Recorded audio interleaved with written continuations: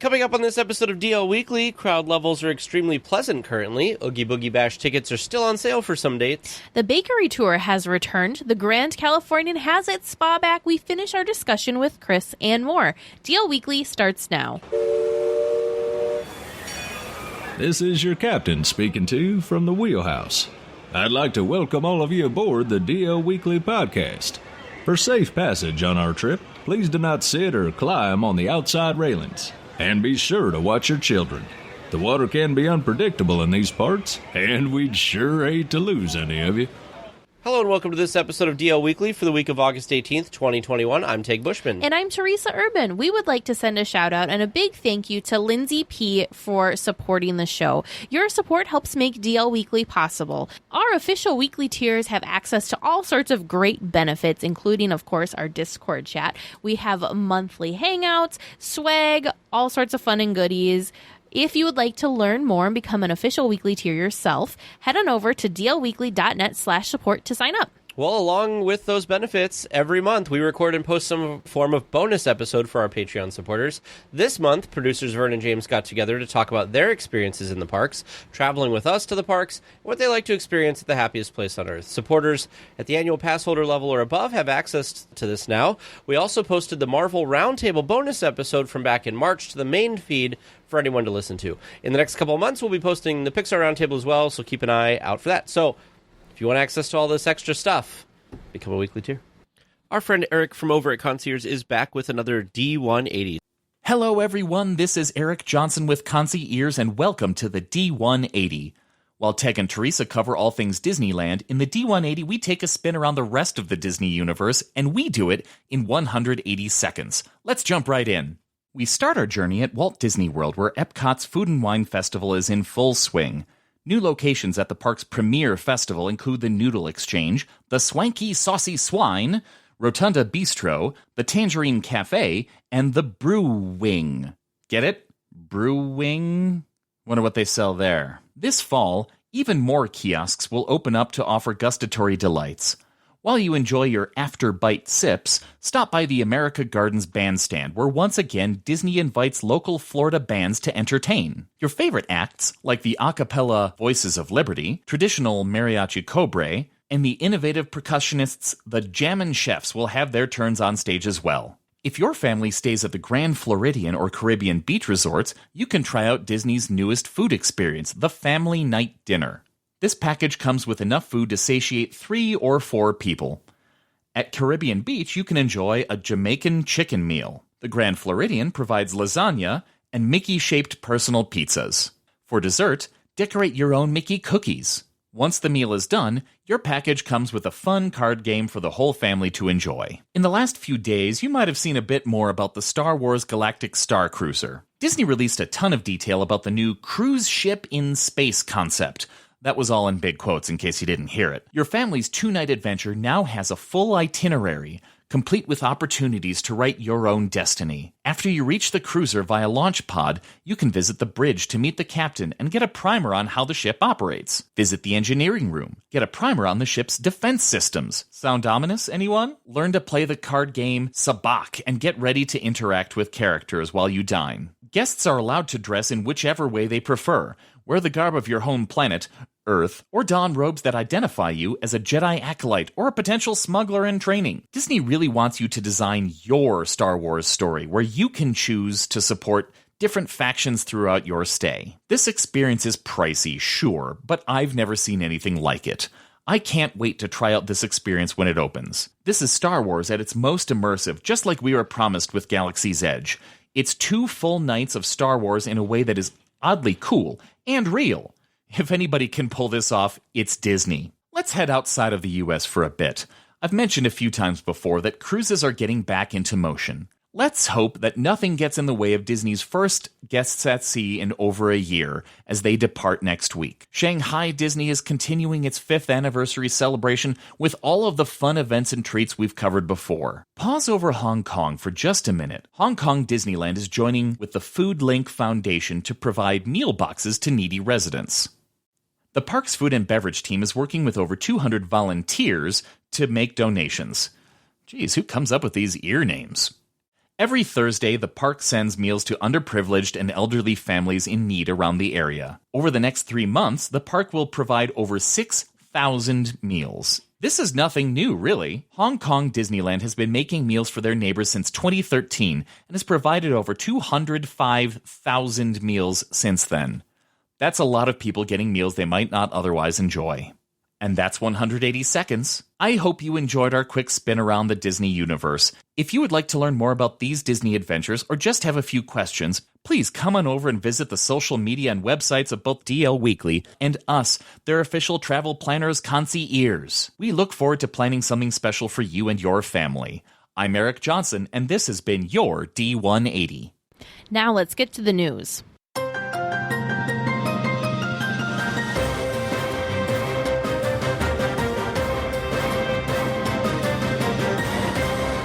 The crowds at the Disneyland Resort have been quite mild recently. This can be attributed to Southern California schools being back in session and the imminent availability of the Magic Key program. Locals are now waiting for the Magic Key to go on sale to get access to the parks instead of purchasing a higher priced 1 to 5 day ticket. For guests visiting, the attraction wait times have been in the 10 to 20 minute range for much of the week. If you are able, right now is a great time to go to the parks. Time will tell how the crowds will look once the Magic Key program launches next week. Man, I was reading this and I was looking at pictures and people's accounts. Some of our weekly tiers have been in the parks recently. And I was so jealous compared to when we were there in July because we waited like 90 minutes or more for Radiator Springs. It Racers. was more. Yeah. We waited a ton of time for Space Mountain. Yeah, Space Mountain and Radiator Springs were like our most dedicated. Oh, and Grizzly River Run, but that was because it kept going down. So that one was kind of its own unique But man, situation. I'd love to be there right now. Wait times are just The wait times are amazing. excellent. This is just some like weird, beautiful fluke in the universe that is creating these super low crowds right now at the parks. Like we mentioned, a lot of kids are going back to school, but then also the fact that the new annual pass program called the Magic Keys, those are going to be releasing next week. So it's this kind of weird like limbo, and yeah, super perfect. I hope anyone and everyone that's able to go just really just soaks it all in, and like it, I can't even imagine. The crowd levels look lower than, I mean, it looks like when the parks first opened, like after they reopened earlier this year. Oh, with limited capacity? Yeah, with the limited capacity. It looks, the crowd levels look like that, maybe even less. I'm telling you, the other thing, this story, and people in the comments, the link in our show notes will take you to a Mice Chat article, and some of the comments there that were talking about the crowd levels is almost this time every year, almost every year that the parks open, it does die down because of stuff like that. So even with the Magic Key program, I mean, obviously it would be a little bit busier with the Magic Key program because people, it's cheaper for people to go. However, it usually calms down. So I've been telling Teresa since we got back, I'm like, we're just going to have to go. And she reminded me when we went, it was also less busy. But I was like, we have to go at the end of August in the future because this seems much more pleasant. Well, and when we went for D23, it was quite pleasant as well. I don't remember having any crazy waits. Well, did we have waits? Yes, but nothing crazy like we experienced this past July. Yeah. For guests that have been waiting to get tickets to the Oogie Boogie Bash Halloween parties this year, there is still time. Currently, September 9th, 12th, 16th, and 19th are available, with no dates available in October. The event was a ghoulishly fun time in 2019, as Teresa, I'm sure, will mention here in a moment, and we're excited to go again this year. The candy trails, decorations, entertainment, and atmosphere are totally worth the ticket price for this event. It's such a fun event, and if you're a Halloween person, this is totally, 100% up your aisle or whatever. But the one thing that I will say that goes in line with the last one was the cool thing about doing these ticketed events, depending on how you attack it. I'm an open to close person, so I like to go to the parks open to close. I like to go to these special ticketed events open to close. So the coolest thing though was closing up DCA during the Oogie Boogie Bash in 2019, because it was, no pun intended, it was like a ghost town. And so you just people don't stay that late? No, people didn't stay that late. And so I don't remember what day of the week we did it in 2019, but it was an off night. So like we're going on a Sunday this year. So and I want to say it was like a Sunday or a Tuesday or something. Like it Sure. was another not Friday, Saturday, not a night that. So I think a lot of people went to the party, enjoyed themselves, but then went back home so that they could get up and go to work the next day or whatever. The attractions and stuff are open, right? Yeah, the attractions and such are open. So then you're not even competing with people for attractions. You could just, like, in the last hour of the party, you could just hit, like, everything. The coolest thing, though, was just, like I said, just sitting there and, like, soaking in all the amazing Halloween decor that they've got. It's just I'm so glad that this magical. is in DCA because the Halloween decorations that they've done for DCA are amazing. The Headless Horseman there in the circle there, and in, like, the planter. Villains Grove that you might have to go off by yourself because I feel like I might just plant myself in Villains Grove for the night because that just looks so freaking cool. So yes, okay, yes, Villains Grove, super amazing, but the immersive treat trails were almost to that exact level. So as much as you think you'll just plant yourself in Villains Grove, it's just so cool there's looking. a lot more of that other places. I love nighttime stuff. I love lighting effects. It just seems like the perfect thing for me. But I'm sure that everything will be amazing. That's what Oogie Boogie Bash is all about. That's true. That's true. That's true. Well, that and candy. Oh my goodness! And they give like large pieces of candy out. Handfuls. I'm gonna have to like donate the candy to people. There's no way I'm gonna eat all of it. Yeah, it's a lot of candy for sure. To go along with our news from last week that the bread bowls were being made again in the parks, the bakery tour has now reopened. The location does have limited hours for the time being, 8 a.m. to 3 p.m. Also of note in the area are the closing times of the dining locations.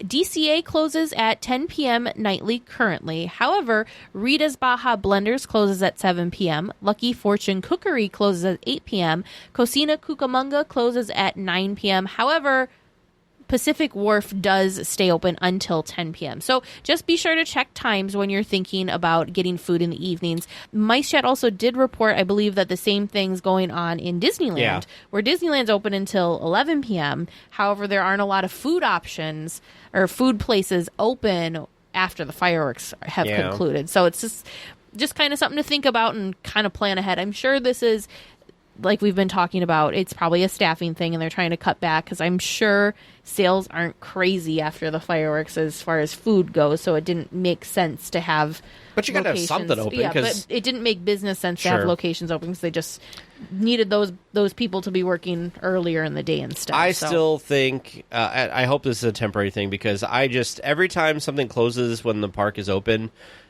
reminds me of like that Walt never wanted things to be closed. Yeah. So I always think, you can't be closing this stuff early. Walt wanted everything open from open to close. So it's kind of a disappointment when, I talk about my story about Disneyland Paris all the time, where I went to get on the train and the train stopped running at 3 p.m. Yeah. And I was like, well, I thought the attractions run all day long. Yeah.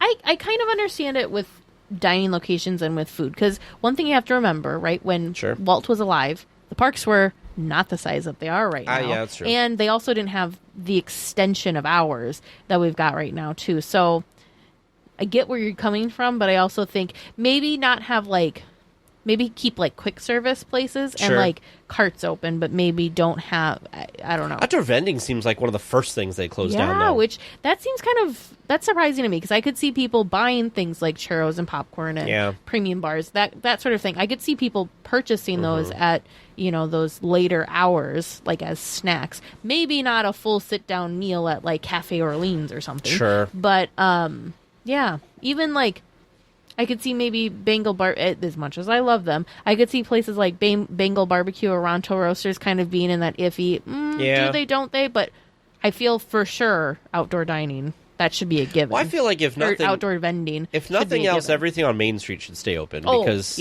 because even if they close when the park closes, let's say, there's still that hour of shopping afterwards. So people are going to be around for a while. And I know Gibson Girl's always open because people are always getting ice cream at the last minute there. So, but just be aware that if you want your margarita, you got to get it by 7 p.m.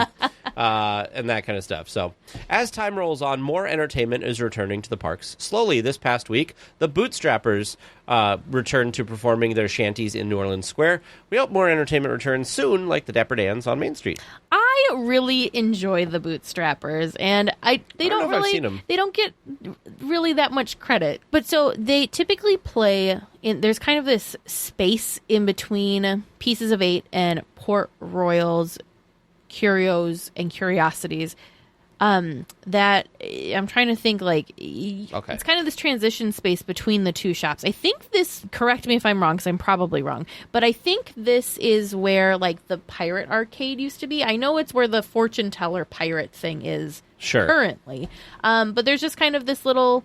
there's like, I don't know. It looks like someone's garden kind of thing. Like it's got this staircase in the back and there's all these like plants and whatever. Yeah, it's that little courtyard. Yeah, it's like, yeah, there you go. That's it's a courtyard. Anyways, they usually, normally that's where the bootstrappers play. Oh. So it's you kind of have to know to be able to go and experience it. And it's also not, a huge space. So it's not very easy for a huge crowd to be over there. So anyways, they're very fun. They're very entertaining. So I'm excited that they're back and that it's something that we can go check out when we're there next month. Sure. That's also, yes, the Jack and Sally meet and greet is there. And then when I met the Hitchhiking Ghost, it was there too. That's interesting because usually when I've been there, this area is just like flex retail space. Because I'm used to like there's a register or something that they roll out here too sometimes that you can... Anyway, doesn't matter.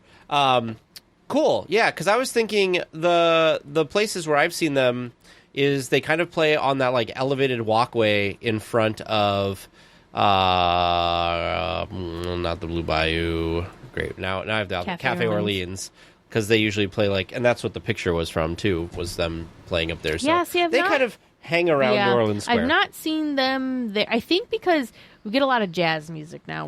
Sure. Closer to the mansion. So yeah, the only place I've seen them, because they're a pirate band. So of course you can see them close to Pirates of the Caribbean. For listeners who will be in the resort area this weekend, there will be a cupcake decorating activity at Downtown Disney as a promotion for the new Disney Channel show, Disney's Magic Bake Off. The decorating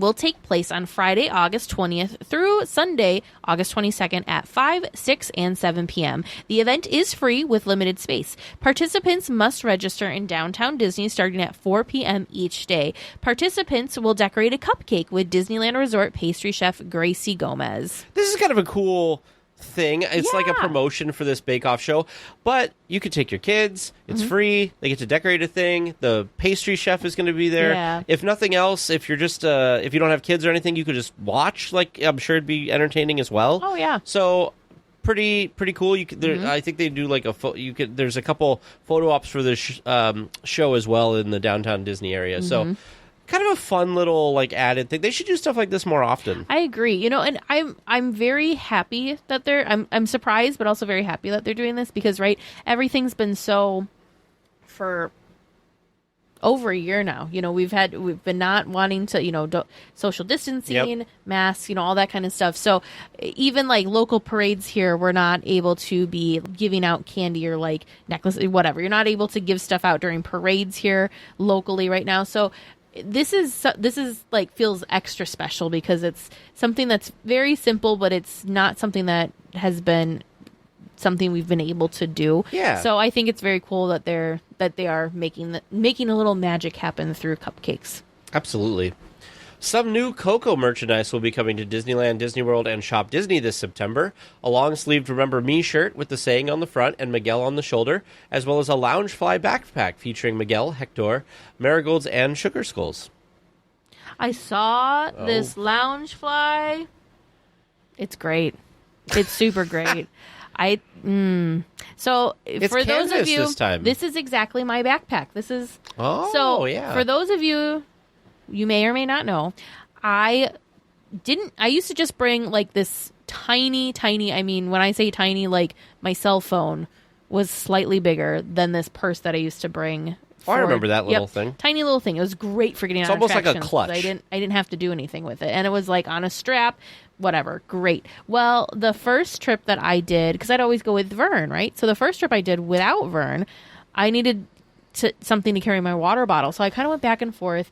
I had actually got a mini backpack. It was a Haunted Mansion mini backpack Loungefly that I had gotten for when I went out for Oogie Boogie Bash. And I used that. I got it at Target, so it wasn't like the Disney Parks.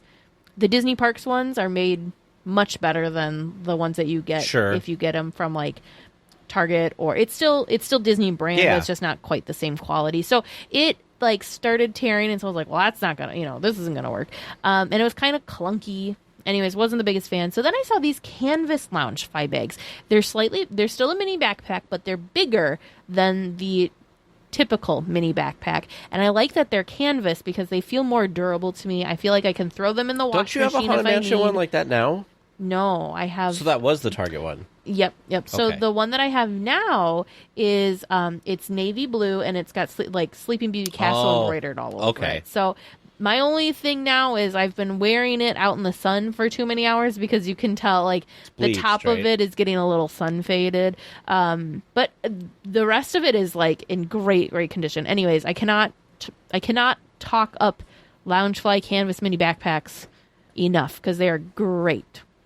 It looks like these are also not printed. It looks like they're like embroidered. They do. The Loungefly canvas backpacks embroiders their stuff on there, so then I feel like it's even more durable. But here's the question: how much are one of these? These I think are $60. Oh, that's not bad. Whereas the like little like pleathery ones are usually, I want to say, like $80. Okay, that's probably what I was if not thinking of. more.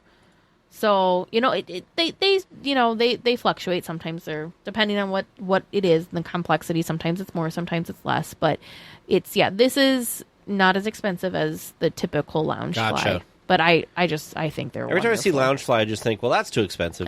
So anyway, I might have to get this one because I love Coco. Plus, it's got great like Halloween time type coloring. Plus, obviously, Dia de los Muertos. Is this going to be your Oogie Boogie Bash bag? I might be. Every time we go to Boogie Bash, are you going to get a different bag? Is that what's happening?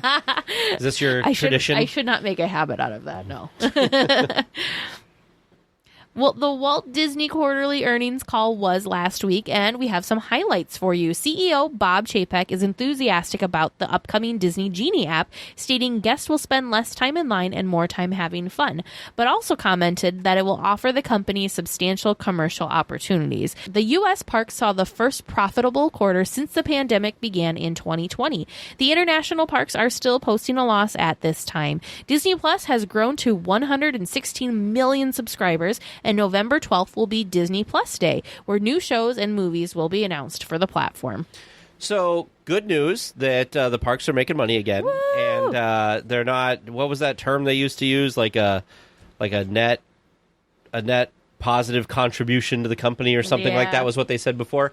The stuff that concerns me is his quote of substantial commercial opportunities, which goes with something we'll talk about a little bit later in the episode with our feedback email of, being able to, with the digital platform, being able to adjust things dynamically, which I'm not a huge fan of, but I can see the appeal. It's just interesting because I joked.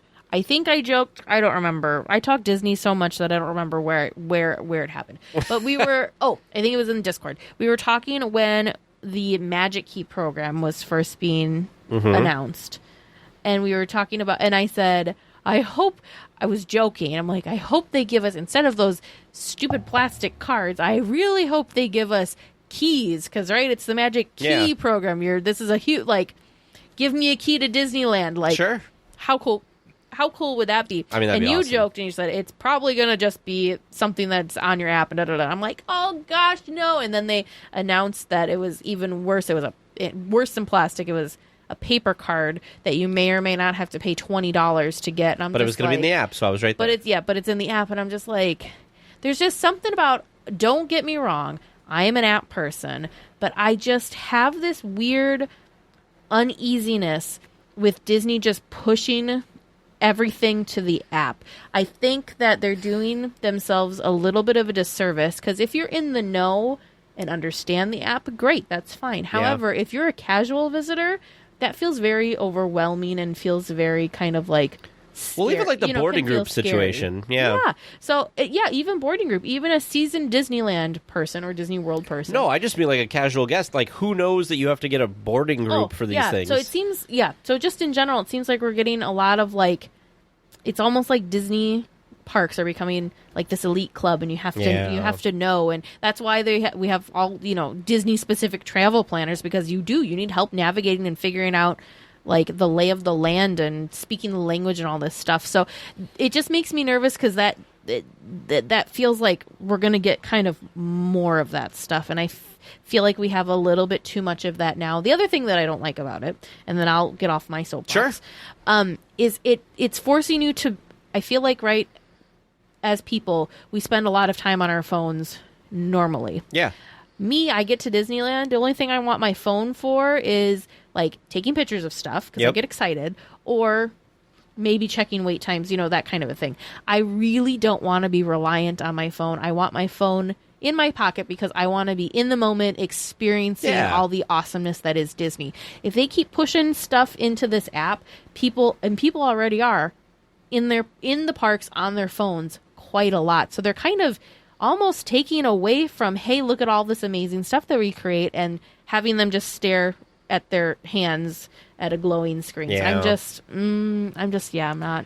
I was reading some comments on one of the articles this week that was kind of talking about the use of the app for so many things, and one guy laid out quite a story that I thought was really good. That he used to like to go to the parks and leave his phone in the car. Yeah. Because he's like, I want to detach. I want to like go enjoy my day and not worry about it. Yeah. But now Disney's like, you can't leave your car. You must bring it with you. Yeah. And these the Magic Key holders coming up will have to have their phone with them. Because obviously, like, your ticket's going to be there. Right. So, I don't know. I think I like the idea of the app and everything, which is not even related to what we're talking about here, really. But I like the app and everything.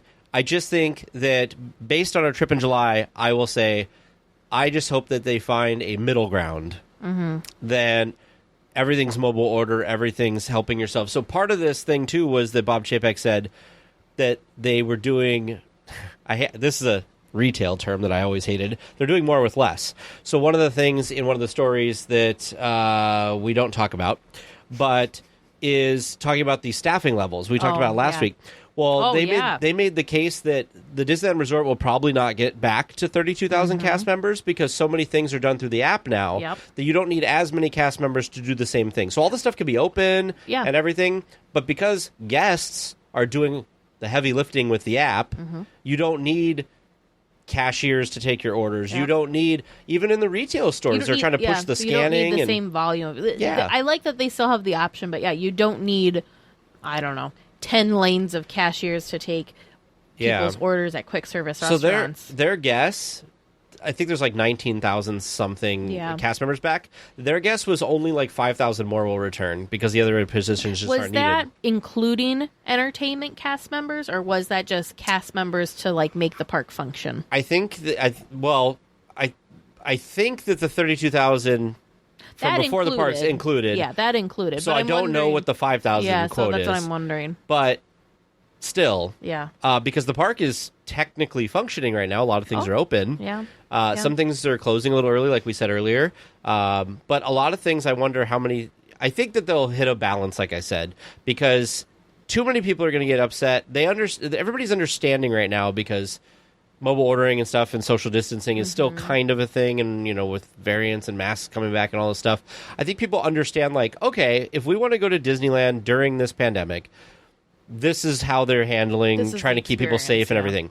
But when this goes away and the parks get quote unquote back to normal, I don't know if guests are going to be as patient long term with this. Sure. I think as long as they do stuff like what they did with Dole Whip comes to mind, because when doesn't Dole Whip come to mind? But when they opened the Tropical Hideaway, they made the juice bar mobile order only. So you still have, but you have the option. So if mobile order is your thing, cool. But if mobile order is not your thing, then this area is, and they're right next door, so it's really easy. It's not like you have to be on separate ends of the park. But as long as they do something, I don't want to say you need like a Bengal barbecue that's only mobile order and a Bengal bar. But as long as you have the options, I'm okay with it. As long as there's enough of the option, because if you have one register and a huge line, right. Yeah, as long as you find that balance and keep the options and not force it to one extreme or the other, I think they'll be fine. Because I'm sure there's tons of guests, especially people that go frequently, that probably really enjoy mobile order and to them it's a convenience. Whereas other people, for us, it kind of through weird twists and turns in our Yeah. normal Disney day, so it wasn't quite, it wasn't as, we didn't feel like we could just go where the winds took us. So It would help if your pickup window was close to what you were trying to order. Yeah, Because and then I don't think I would have had a problem. I would have been like, true. oh, sweet, I can just walk up and pick up my food. But it was always like, like with the popular stuff, obviously, like Pym Test Kitchen, it's like, well, 3 hours from now you can go pick up your food. And it's like, well, I don't want the food 3 hours from now. I want the food right now. Yeah. So, and that might be another thing when they find the balance. Perhaps Yeah. maybe mobile order windows won't be as wonky. My big question for you, though, is with Disney Plus and Disney Plus Day, is there anything that you're hoping that they announce show movie-wise? Is there a property or something that you want them to have a show of or a movie of or anything like that? I just really want more behind the scenes stuff. I want more things like the Imagineering story or behind the attraction. I want, or like the One Day at Disney stuff. Yeah. There was another one that There's the Pixar one. Nope, there was another one. I don't remember what it was now. Not Every World's a Starring Role. That was like that was their YouTube thing. But that sort of thing. I Sure. really, really enjoy getting to know all the different aspects of the company, all the different positions, all the different things that go into making Disney what it is, whether it be, obviously very interested in the park, so you cannot give me enough park information. But even stuff like, I thought it was, I find it interesting to do like the One Day at Disney where it gives you this little like sprinkling or little taste of all these other things too. I think that's fascinating. I don't think that's something, I think that's very special and something that only Disney Plus can do. So I really hope that they lean into that more, or maybe do more histories, because they did a couple, like they released a couple different like histories of different Imagineers or animators or sure. that kind of stuff. People maybe that aren't here to tell their stories anymore. I think it's really special. Like Howard, right? That was one of them, yeah. Like Howard was one of them. Frank and Oli, they did that one. What was it? Waking Sleeping Beauty was another one. I thought those were really cool and really special. And if they could focus on doing stuff like that, especially for folks that aren't here with us any longer, or people that are still here, I think it'd be great to get their stories and like hear from them, or have people tell these very important people that created what we know and love today and we're the foundation of it. I think it's really cool to like get that glimpse back. Yeah. For me, I just want some more of the like classic stuff. I want some more stuff that used to be on like Disney, Vault sure. Disney. A lot of the stuff that I bought on DVD of, 20 years ago at this point, the opening day of Disneyland stuff on there, the stuff since then, like all the different specials the Walt Disney was actually part of. If they could put all of that stuff on there, all the specials and stuff, even some of the stuff like from the 80s that I remember as a child, that Michael Eisner would introduce and talk about things at the parks. That Muppet thing that I was talking about, I don't even remember when now, that my uncle bought, and it was like a VHS thing about like the Muppets go to Disney World, and like I want that stuff. Yeah. Because that should be cheap for them. All they have to do is like pull it out of the vault, digitize it, and throw it on there. It's not that they don't have to produce it. So I want more of that stuff, but I also agree with you. I will obviously, everything you said, I totally 100% agree with. Like, you cannot give me enough parks content. So the spa part of the Grand Californian Hotel and Spa is reopening soon. On September 16th, the Tenaya Stone Spa will open for guests. Reservations can be made online for guests of the Disney hotels for now, with general availability coming at a later date. The name Tenaya translates from the indigenous cultures of the Yosemite Valley as to dream. The spa embraces the concept of the natural order of four, being laid out according to the four directions and aligned with the four colors of red, white, black, and yellow. For a list of all the services offered and to book a visit, check out the link in our show notes. If I don't know if anyone's able to go there. I mean, I think it's going to be very, very popular, especially right away. But take a minute, check out the links in our show notes. You need to see what these spaces look like. They are beautiful. I'm not let's go have a spa day. I would live here if they would let me. Like, it's just gorgeous. It's just very, very cool. Very cool. I think, from what little bits we've seen, it looks like the team that created this space and designed this space did a really good job. I believe Imagineers were involved in this. I just think it's really cool that because the Grand Californian is kind of like it harkens back to the early days of California, and there's a lot of theming and stuff that goes along with that. The fact that they're using some of the indigenous folks of California and kind of adding the theming here and stuff, and I think is super cool. Different culture of the valley. And yeah, I think it's very cool. Yeah, very cool. Again, like everything Disney, it's just nice that they theme it well, and it just makes it worth what I'm sure is the premium price for their spa services. Yes, I'm sure too. Well, for those of you who visited Disneyland prior to the late 90s, you might remember the plain concrete walkways that were painted to differentiate the different lands that you were in. Since then, the park has slowly replaced the concrete with either concrete with decorative elements in it, like in Frontierland, or brick pavers, much like Main Street sidewalks, Fantasyland, and Tomorrowland. One of the last bits of this plain concrete is being replaced in front of the Fantasyland Theater at the entrance of Toontown, which is creating quite the interesting walkway. Yes. So they have I would say 4/5 at least of the walkway closed off. So good thing the crowds are low right now, because I can't even imagine regular crowds trying to get back there. I was actually surprised. I never thought that this was on their radar as something to replace and add brick to, because I don't know. I just never thought about it, I guess. Well, the interesting thing too is now, right, because once you get into Toontown, there's a lot of blacktop kind of in Toontown, which I think fits the theming, right? Because it's supposed to be a town, so the blacktop is like the streets. Yeah. So, that makes sense. But now I'm kind of wondering, are they going to do something different with that space? So I'm wondering now if this is going to continue and if they're going to do something a little bit different for Toontown, or if this is, if Toontown's thing is going to be the concrete because of the streets, and the difference for Fantasyland is the bricks. If that's...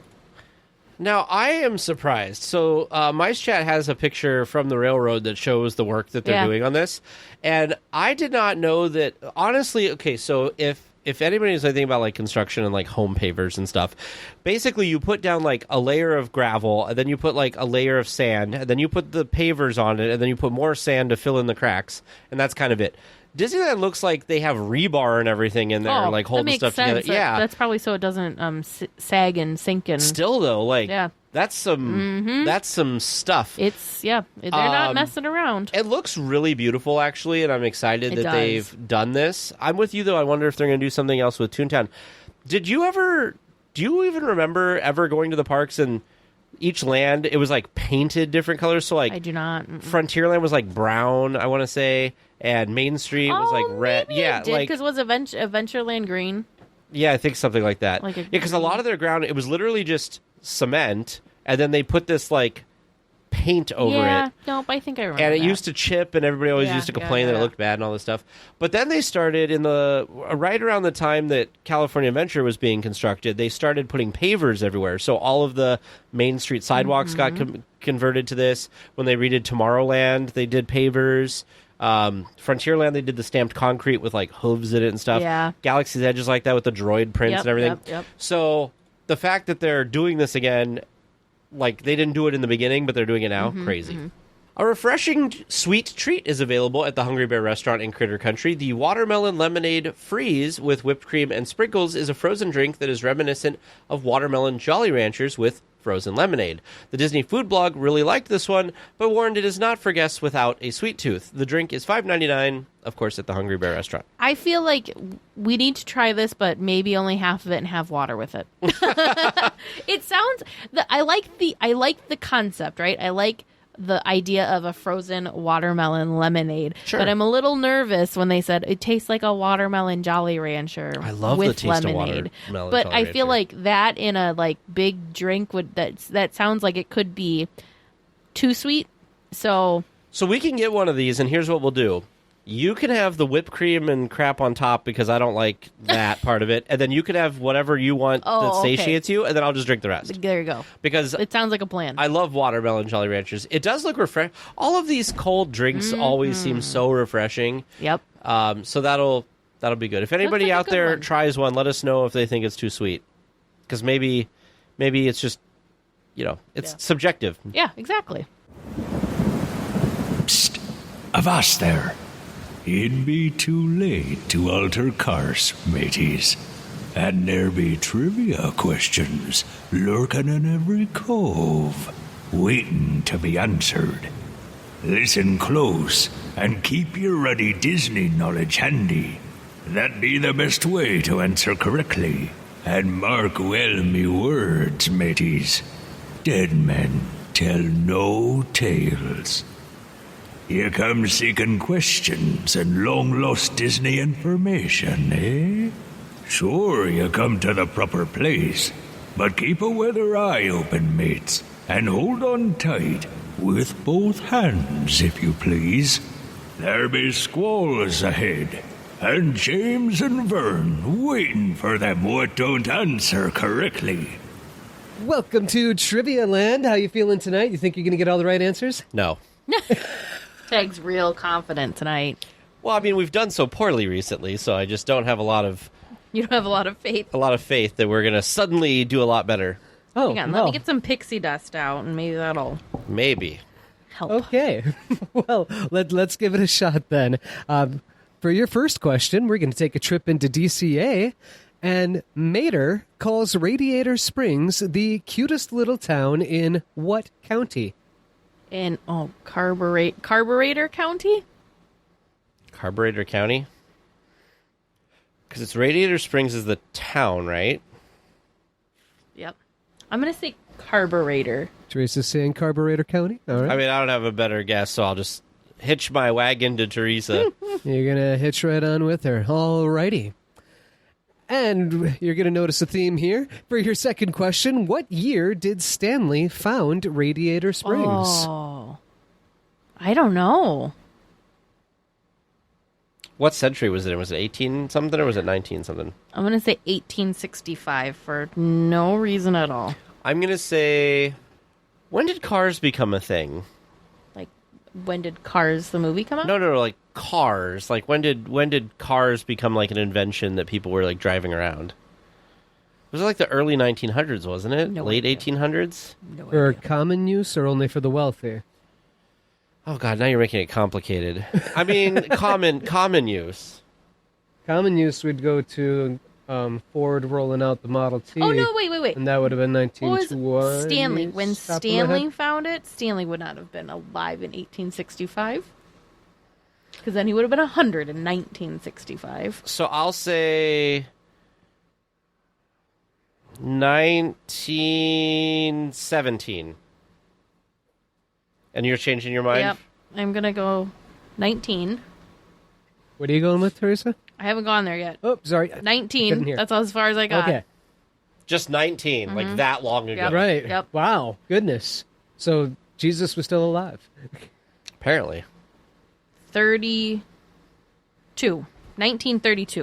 1932 and 1917. Yes. Okay. We're probably both way And off. your third regular question. Above the entrance to Radiator Springs Racers, the archway proclaims it to be the gateway to what? I'm a terrible person. I just rush under it to get in line. I can envision it because it looks like a spoke. But there were no fast passes this time. We I'll actually say, stood under it for I'll a couple say the minutes. gateway to Cadillac Range. I don't know. See, I told you. My thoughts on how well we'll do are bearing out. There's too much to look at in Cars Land. I don't remember all to this the stuff. open road. Oh, that's a good one. That's a good guess. That's Okay. And for your fourth and final question, we're going to do another round of What Queue Are You In? Boy. Remember, you'll get 4 hints. You get full credit if you get it in the first 2 hints. And you get half credit if you get it in all 4 hints. Ready? As will ever be. Hint number 1. You can hear the Mad Hatter's music. okay. that limits it down to like We've got a the quarter. teacups, the Alice, the Storybook Land canal boats. Can you hear the thing all the way over at Dumbo? May be able to hear it by the Matterhorn too. I don't know. Can you also hear it by Toad? I don't Like if think you're in the you can queue hear it by there, can you? Toad. Because it's kind of right by Yeah, there. Maybe. Okay, so we can hear the Mad Hatter's music. Hint number 2. You can see Matterhorn Mountain. Okay, so it's not Toad. Okay. So it could be Alice. Now, I know you're going to say that you're not going to give us an answer to this, but it's not actually the teacups, right? Okay. Stoic look for those of you listening. To those that couldn't see it, there was my best attempt at keeping my face as perfectly still as possible to not give away anything. I don't know if it's exactly stoic, but it was my poker face. Poker face. My gut's Alice on this one. See, I was thinking maybe Storybook Land. So I was thinking Storybook Land too, but I'm thinking about how, Alice, most of the queue, you're facing the Matterhorn. Oh. Whereas Storybook, you have to turn around. You can see it, but you have to turn around. I mean, he didn't say, which way you were facing or I know, anything. that's true. He just said you can see it. So are you stopping here with an answer, or are you going to go for another clue? It served you well last time. No, I went for another clue. That's what I'm saying. It served you well last time. To wait? Yeah. Are you gonna Are you sticking with story? No, I'm going to go for the half point because last time I was really adamant it was one thing, and then the next clue I was like, oh, okay. So you want hint number 3? Hold on. Oh. Teresa has not committed to anything yet. I think I'm gonna go. I'm gonna stick with Alice. I'm committing to Alice. You're going to commit to Alice? You're Yep. committing in the first 2 hints, and you think it's Alice. Yes. Okay. Okay. Hint number 3. You can see Small World. That could be Alice. Or Depending on where you are in the queue. now, for hold Storybook, on. It could be. Can you? No, you can't see. You can't see that from the Matterhorn. Oh no. I guess I'm going to concur with Teresa and say You've got one more hint. You don't have to lock in yet. Alice. Because I don't think you can from Storybook. I think those shrubs are in the way.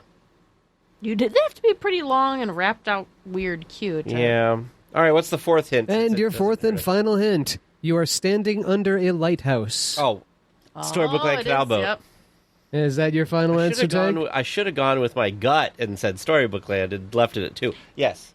Okay. You did the same thing I did last time because I was stuck on Peter Pan. I'm like, no, I'm going to keep waiting for hints. I'm going to keep waiting. Well, listeners, how do you think they did? Do you think that you've got the right answers listening at home?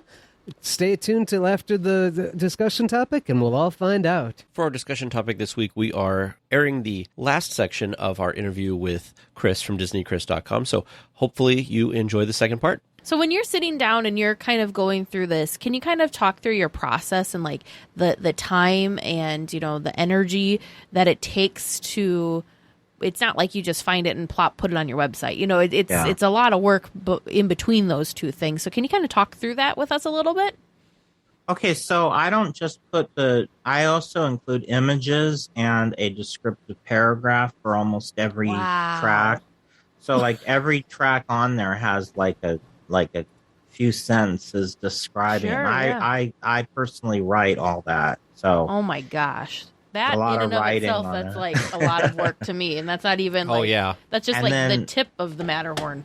I have this thing about the only exception is my TV Land chapter because there was black and white TV, but I have a thing about only using color images, and I also have a thing about blue skies, no gray skies in my images. Sure, so yeah. I've done a lot of I've had to teach myself how to photo edit, and sometimes if I can't find a picture, I have to make one by cutting things out and putting them together. Oh my gosh. Oh. So the photo aspect of it is a huge part of it, not even getting into the audio. And then the writing of the notes is a huge part of it. The organization of everything is a whole other can of worms that I'm not going to open up because it's crazy. I actually have somebody who prefers to be anonymous that is my technical advisor, and he helps me with the web design and that's his, I do have a Patreon, but that's sort of his way of contributing because he is a computer expert. So he helps me and he's helped me clean up the site and streamline it and do all sorts of fun things with it. So anyway, as far as the music, after I have the picture and I know what I'm going to put on a chapter and I have the notes and everything ready, then I have to clean the music by running it through a program that takes away background noise and clicking and hissing and things of that nature. And I cut and paste and slice and overlap things, add birds, add water, whatever it needs. And then after I get it edited as sort of my first draft, then after I get everything done for a chapter, like for example, I'm working on New Orleans Square right now, and I had 92 things I needed to either change or add new. 92. Oh my yeah, gosh. And I'm working on that right now. It was over 26 hours of music. So I had to, I set up everything first. I edited it all together, like as a rough draft, like sort of the basic of how I want each thing to exist. Then I put it all in a folder, and then as the next stage, after I finish that, then I go back. So sometimes there's a quiet period because I'm doing all the stuff behind the scenes and I'm not putting new stuff up, but I am working. It's just you can't tell. But so what I do is the next stage is I go through and I do what I call my final cleanup stage, where I take each track and I listen to it sort of next to the speakers at my desk and listen for any mistakes, clicks, things that don't sound right, distortions, like even like professional recordings of like bands and things will have background noises that weren't addressed. And so I just listen to every single thing, and every time I hear a mistake, I stop, I clean it, and then I continue. So like today I edited a 1 hour and 5 minute track of jazz piano music for Club 33's Jazz Lounge. So fortunately, that track took me about an hour and 20 minutes because there were very few mistakes. It was all taken from a professional recording, and pianos, like you learn these things. Pianos don't tend to have a lot of issues when it comes to background noises, and guitars are a pain because you've got a lot of like clicks and little things you have to take out. It depends on the instrument, but I know if I'm editing something that's just solo piano, it'll probably go pretty smoothly. So that took me about an hour and a half this morning. And so I just went through and listened to the whole thing intently. And if I found a mistake, I stopped. I took out the section, put it in another program to cleaned it, put it back into the other program. And then, but if there's a lot of problems and a lot of mistakes, I mean, a 3-minute track can take 2 days to edit. Yeah.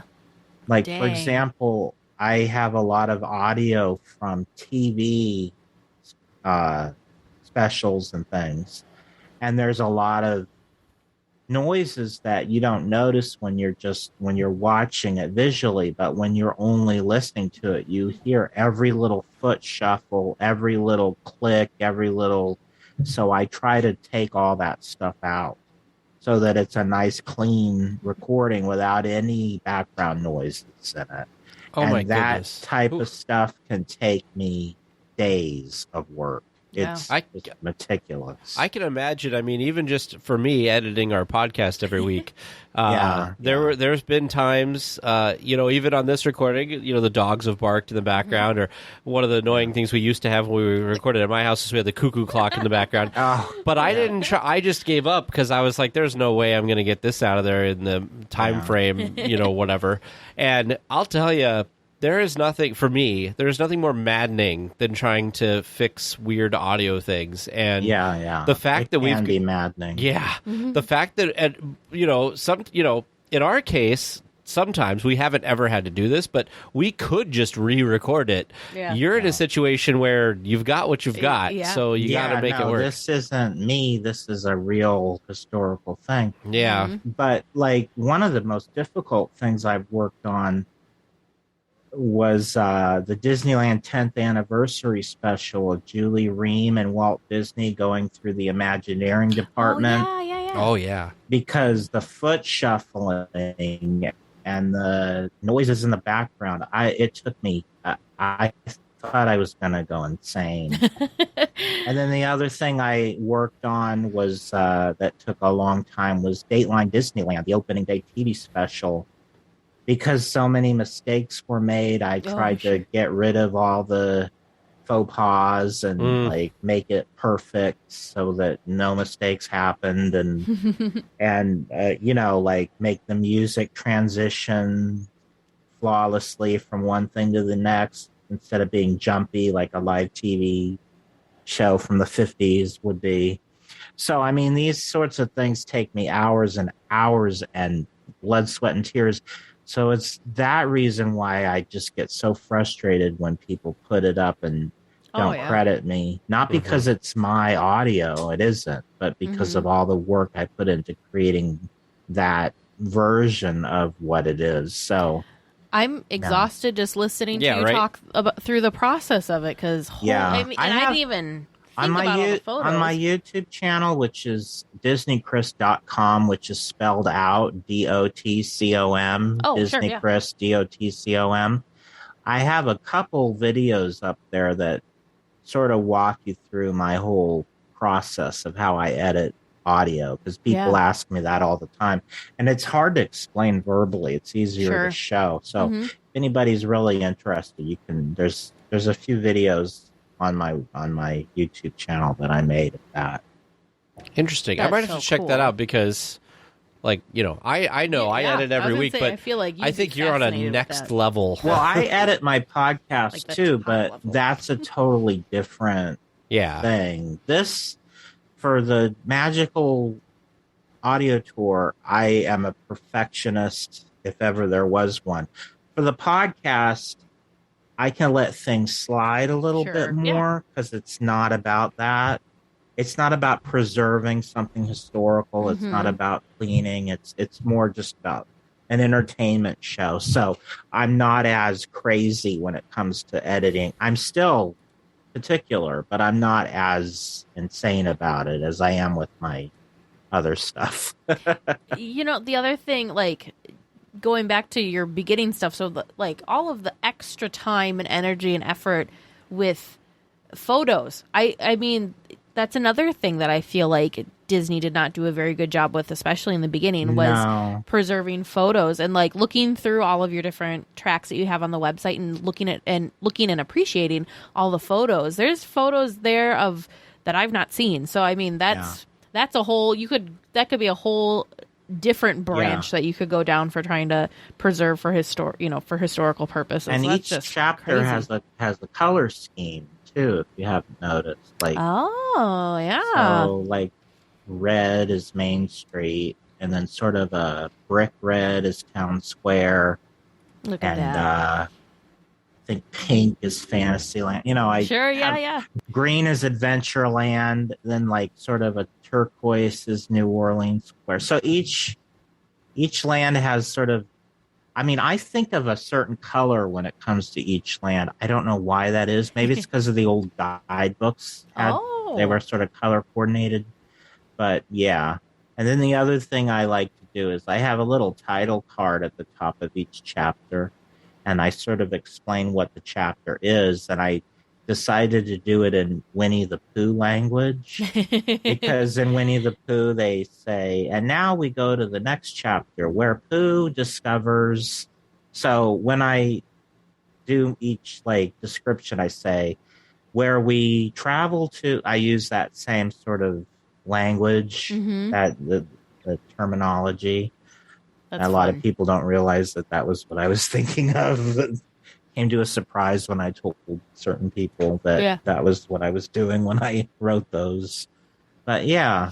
That's great. It works perfectly. Man, this is like, so I'm just so happy to be talking to you, because of knowing all the stuff that like goes into it and everything. It's just ridiculous, because I mean, I noticed because I found your site. I can't even remember how long ago now, but I remember going through and finding tracks, and I was like, "Where did this even? How do you even get one of these?" Which you've explained. It is not a historical record. It is an entertainment. Yep. And a lot of times I use my artistic license for things that never existed or I don't know where to find. So sometimes I cheat and I sort of find sound-alike stuff and just sort of using my knowledge of Disney and knowledge of history to sort of fake it till you make it with some things. I mean, the vast majority of the audio on there is completely authentic, but there are certain things that I just had to make kind of recreate. Recreate is a good word. And I have a disclaimer on the site that says that. So, 'cause some people said, people are going to go around thinking this is the real thing. Those people that share audio are very particular about it, and I appreciate that because they're trying to preserve history. So yeah. Well, what I was going to say was the amount of artistry that goes into it, because you add, it's again, it's not just, you don't just have a track and clean it up and put it out there. There's some artistry with it, because I know some of them, you add sound effects and sound. So you could really close your eyes and play any of these, and really you're taken to that place in Disneyland. It's magical. It really is. Yeah. I also, a lot of the clip art and things that I do have a degree in art. So I have that sensibility. I do have a graphic design oriented mind, so that's helpful when it comes to designing things like that. So super fun. Well, of all the tracks on your site, obviously there's over 2,500 of them now. Is there one track in particular that you feel particularly proud of, or you're happy that you found or have that to share with everybody?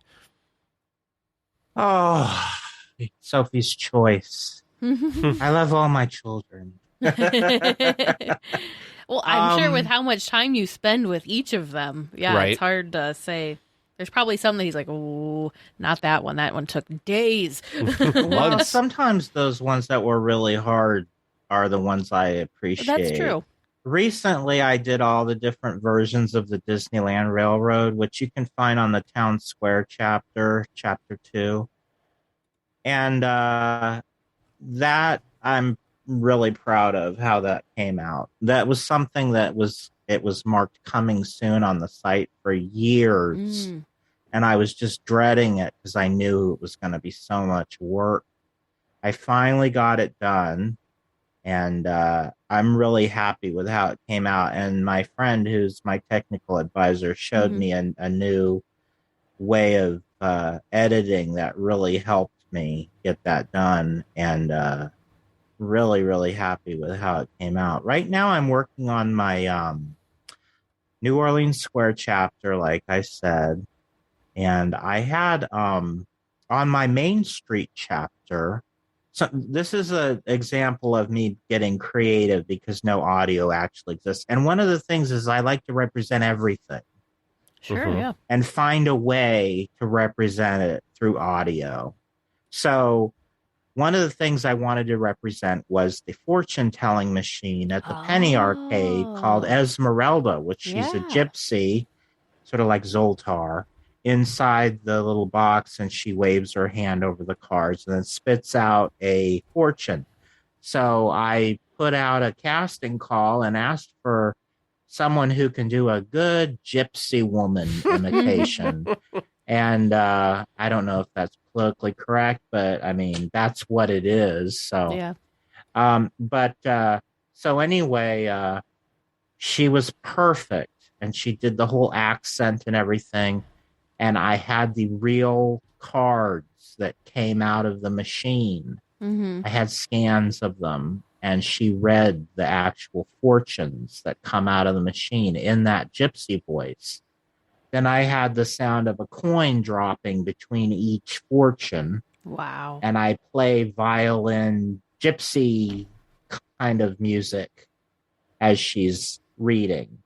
So that's been up for a long time. So then, speaking of New Orleans Square, I wanted to do the same thing for Fortune Red, which is the pirate version of Esmeralda, where he's a pirate that spits out the fortunes.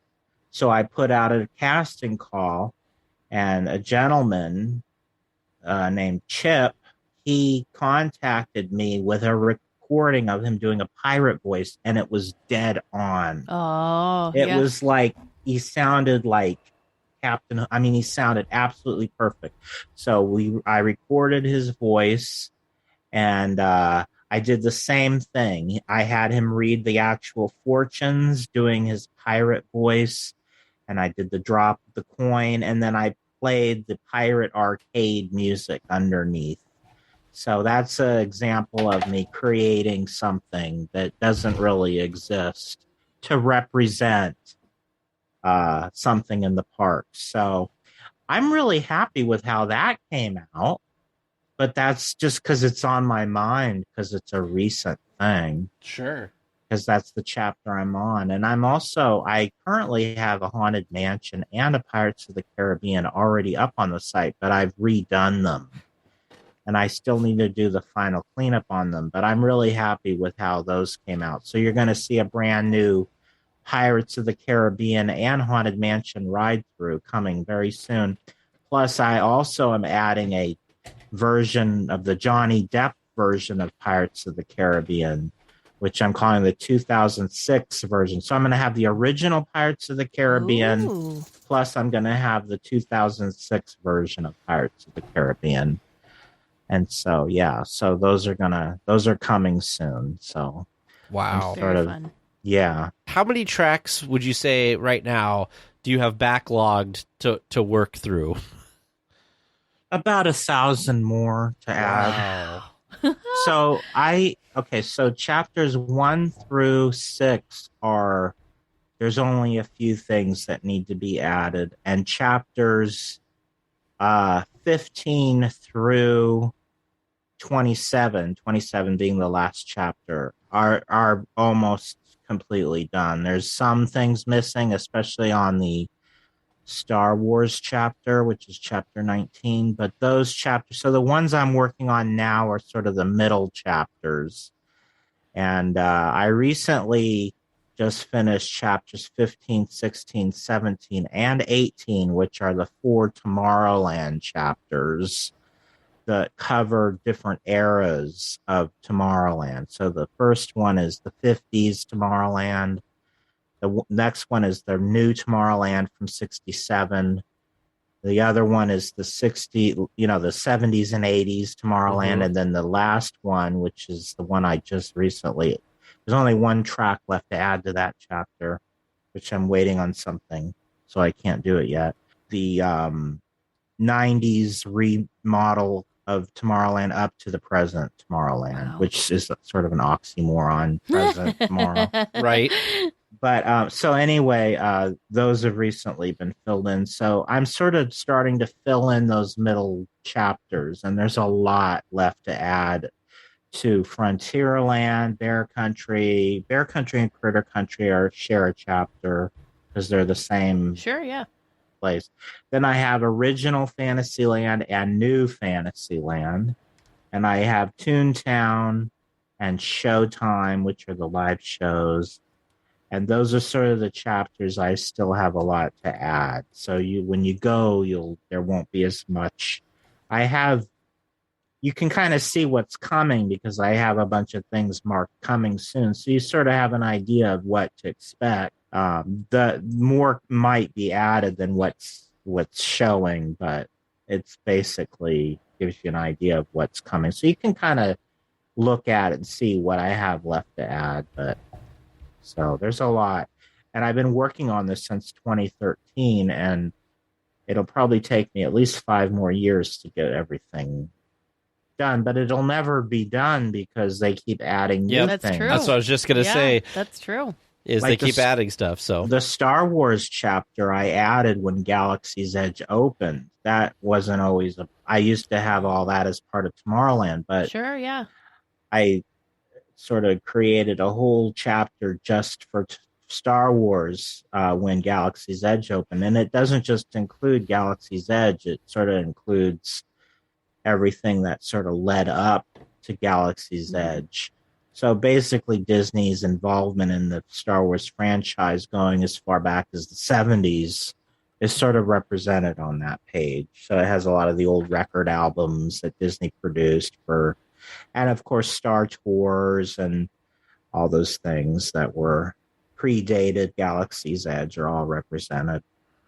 So with your, vast collection, do you have any favorite pieces that are maybe like underappreciated or things that people don't really pay attention to, either music or sounds from the parks or movies that come to mind?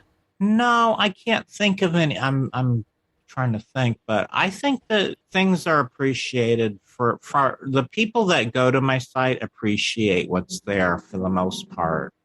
I don't really have a lot of people dismiss things as not being important or anything like that. So yeah.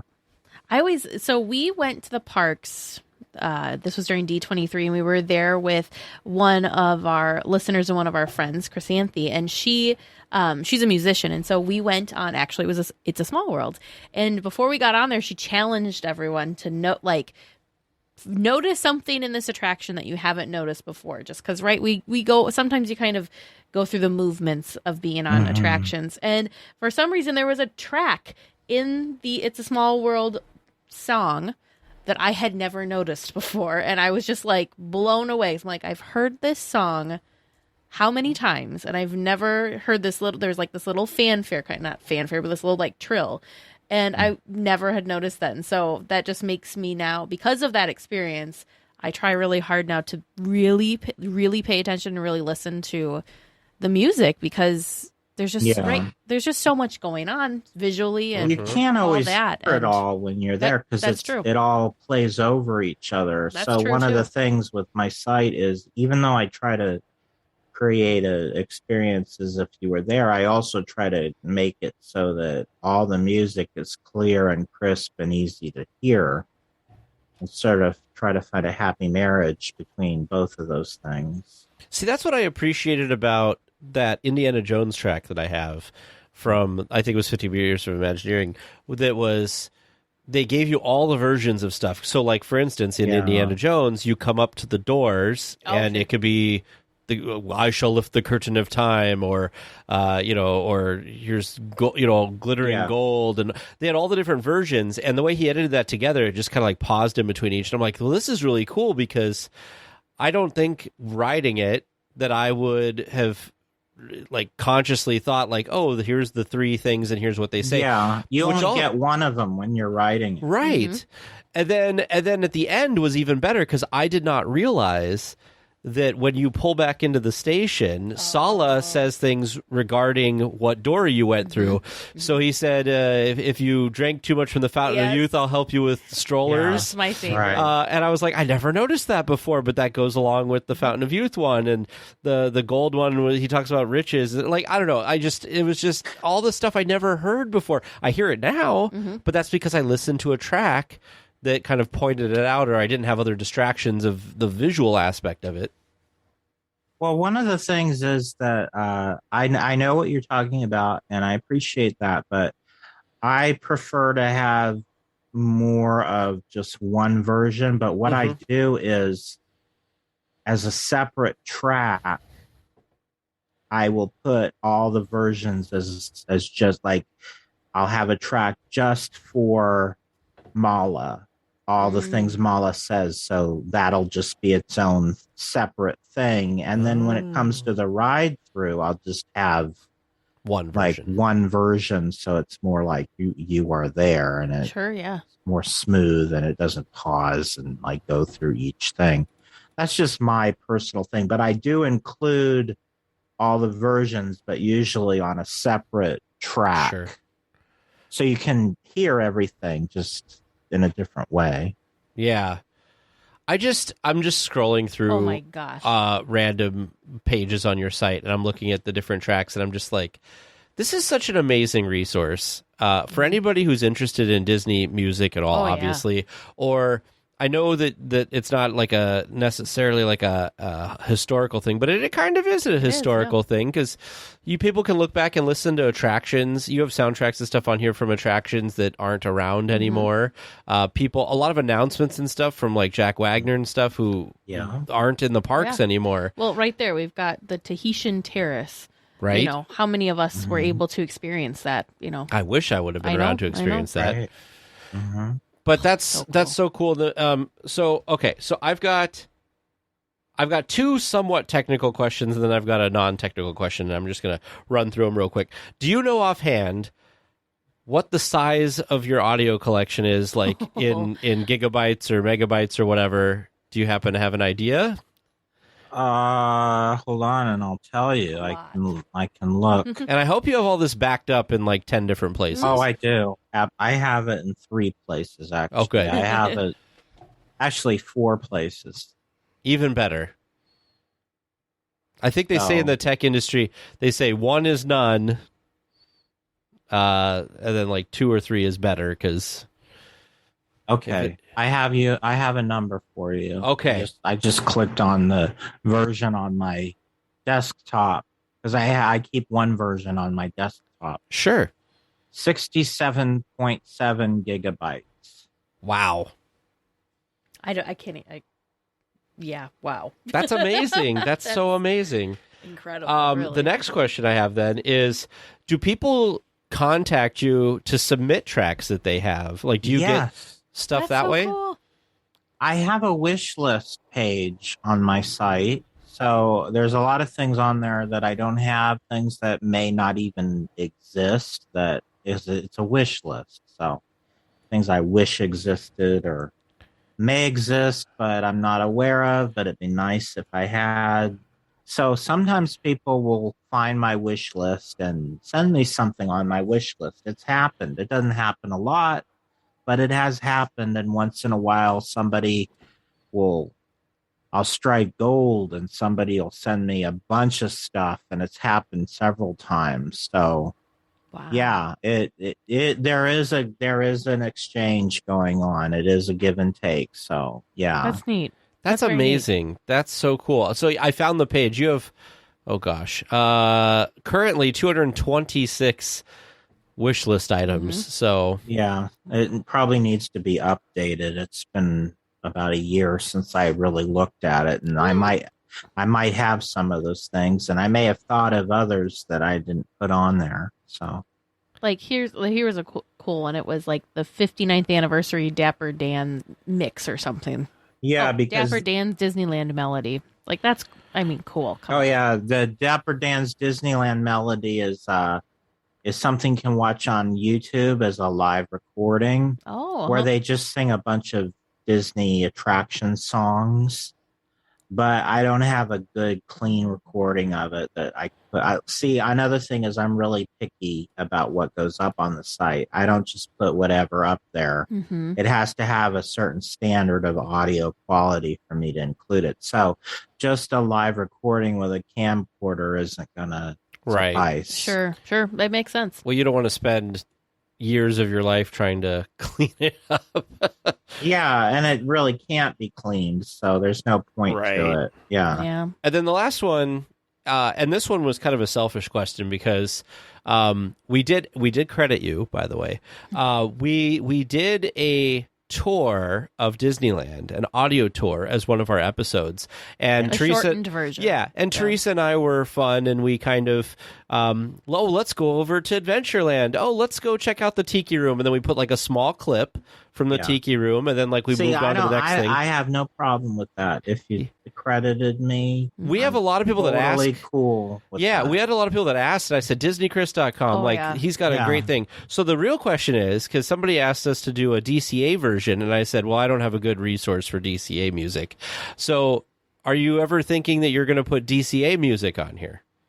Yes, but first things first. Like I can only do one thing at a time. So it's going to be a few years before I finish Disneyland. But I'm sure once that's done, I'm going to have a void in my life that I haven't had in so long that I'm going to need a new project. So that is under consideration as the next stage, but not until I get the Disneyland thing done. I don't think you'll ever finish it. But. I think it's incredible that currently you've got 2,500 tracks, and that's just Disneyland. Yeah. That's just mind-boggling. I mean, you got some of it is duplicates because they're on more than one chapter. Sure. Some of it is like ding, like the sound of the turnstiles. That's a track. It's like those are important. Seconds. Those are you important. have that? Sounds. I don't think I saw that. Those are like some of the best sounds in Disneyland. It's, I think it'll be on the first chapter, Welcome to Disneyland, which is all the main entrance stuff. I think it's towards the bottom. Okay. That's great. Because I was actually looking for that sound one time, and I could not find a copy of it anywhere. I use that as my, because on each chapter at the bottom, I have a continual player. So you can play the chapter one song after the other without having to click on each individual song. It'll just repeat, it'll keep going through the songs without stopping. And then when it's done, it'll start over at the beginning. Mm-hmm. So like if you're at work, because a lot of people like to listen to it at work and they can't keep clicking on things. When there's a track that's coming soon on the continual player, a picture comes up because there's pictures on there for each track too that match the pictures that are above it. But if it's a coming soon, I have a coming soon image, and the audio is the turnstile. So whenever there's a coming soon, you'll hear the ding. That's so cool. You do that very well. You do. What you're not telling us is that you were the original audio for that. I heard something the other day that sounded exactly like that whistle, and for something else, I can't remember what it was, but it was something else, probably for New Orleans Square, that uses that same whistle. Really? And it's like, that's the same whistle from the entrance, but I can't remember what it is now. Right. No, that's pretty cool. There's a lot to remember. I can't even imagine. Can't even imagine. It's a lot. So I want to talk, you told us about this briefly before we started recording, but not only have you been working on this very deep passion project, but you actually are a former cast member. Do you want to just talk? Yes. We don't have to go super deep dive into that, but do you want to just talk about your time working at the parks? Yes, so I actually worked at both Disneyland and Walt Disney World. That's so cool. That's got to be a very small club of people that have done both. So when I was 16, my very first job was at Disneyland as a dishwasher at the Plaza Inn. Oh. Well, you said first job, and then I said, well, it's all downhill from there. Then you said dishwasher. I'm like, okay, maybe not. No. They didn't let the 16-year-olds on stage at that time. So you can only do certain backstage. It was very limited what a 16-year-old could do. I think it's cool they even let 16-year-olds. And I couldn't work after 8 p.m. There was a law. Oh, sure. So, yeah. So, anyway, there was I don't know if it's still situated this way. It might be. But at the time, the Plaza Inn, of course, faced on stage, and then directly behind it was the cast member cafeteria, which they called the In-Between. I love that. So, and that faced backstage, behind Tomorrowland back there. Mm-hmm. So, behind Star Tours.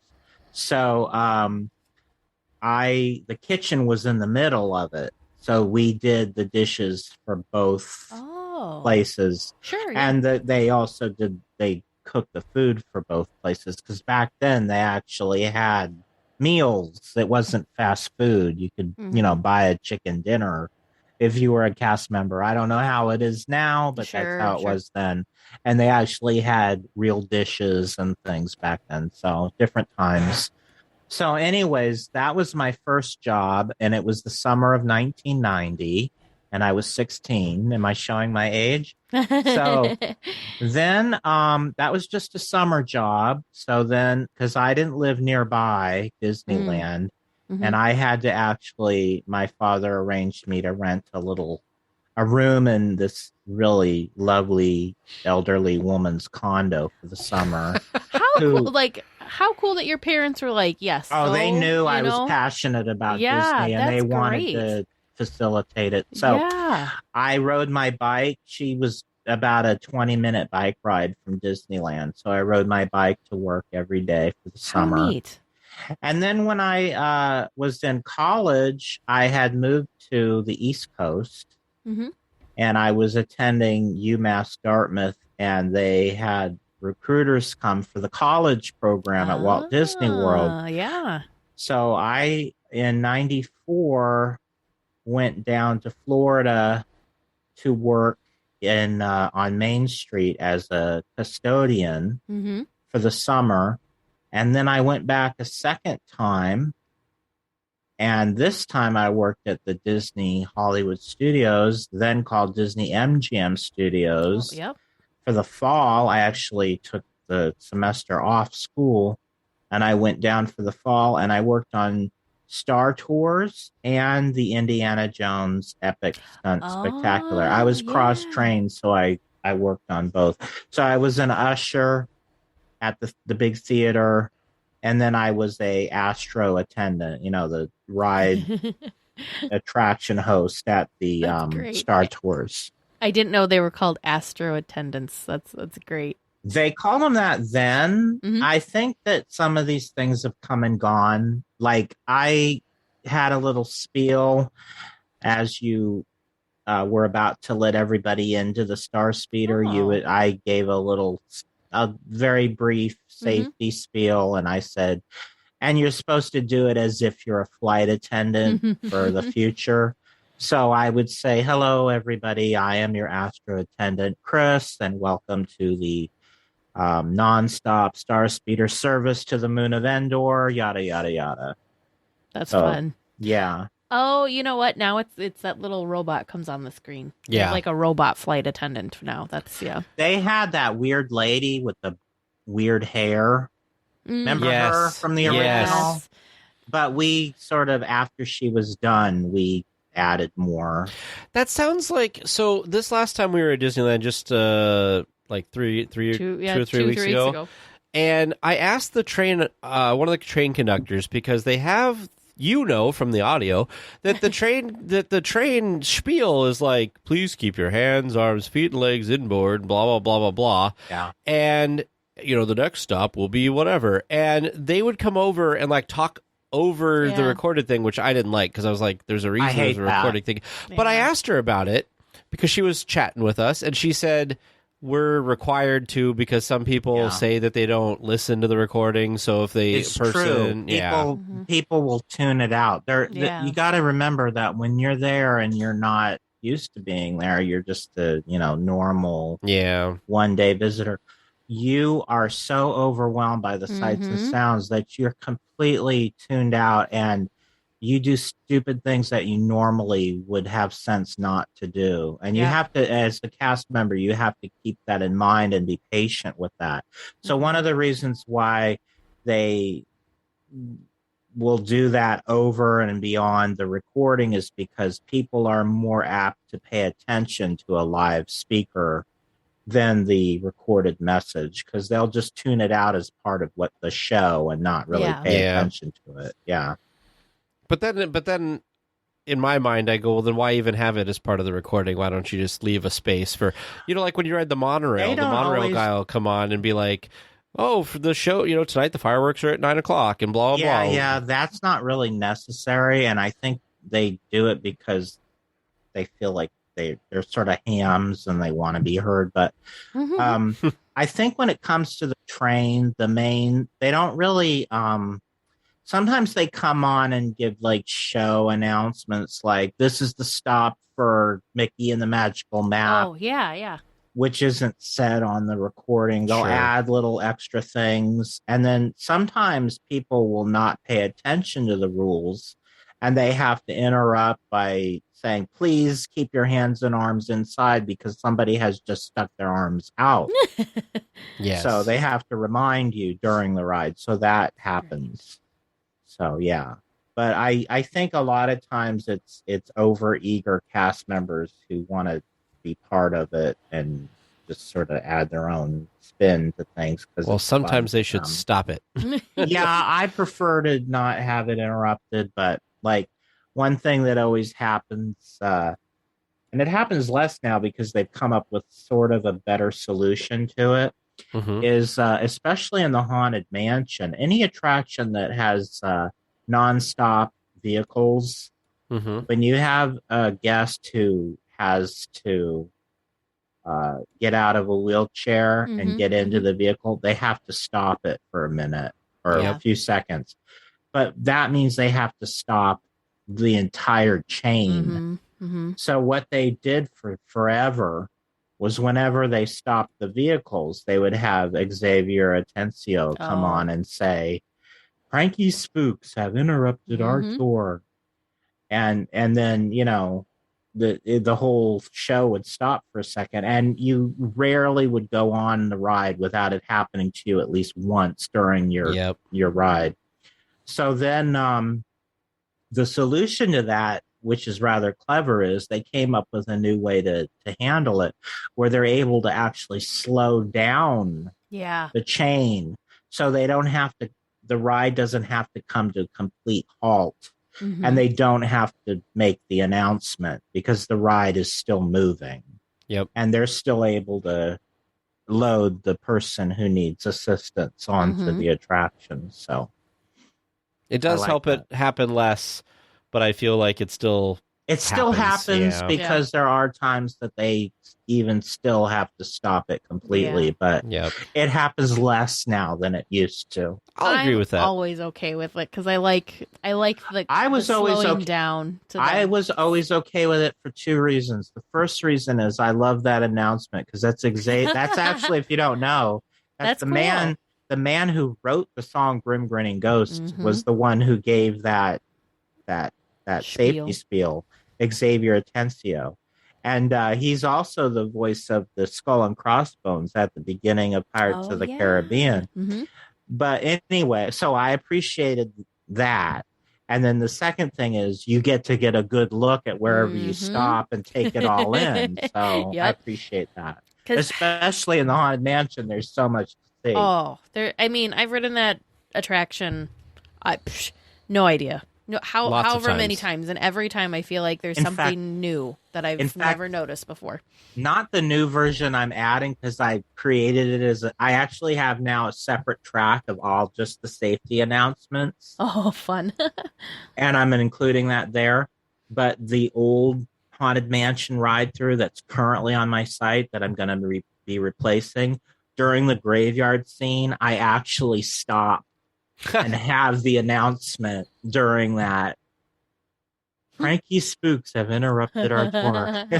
Please remain seated in your doom buggy. I like the pause because then it becomes all sinister sounding. Doom buggy. Because he sounds so like jolly in the beginning. Playful spooks have interrupted our tour.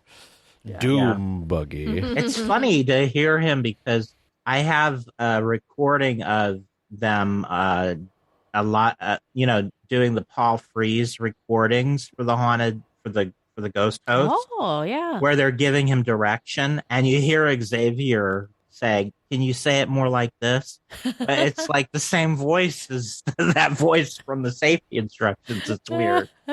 That's neat. What a cool behind the scenes thing to have. I think I heard that somewhere. I had it bookmarked for a bit because somebody had pointed something out about it.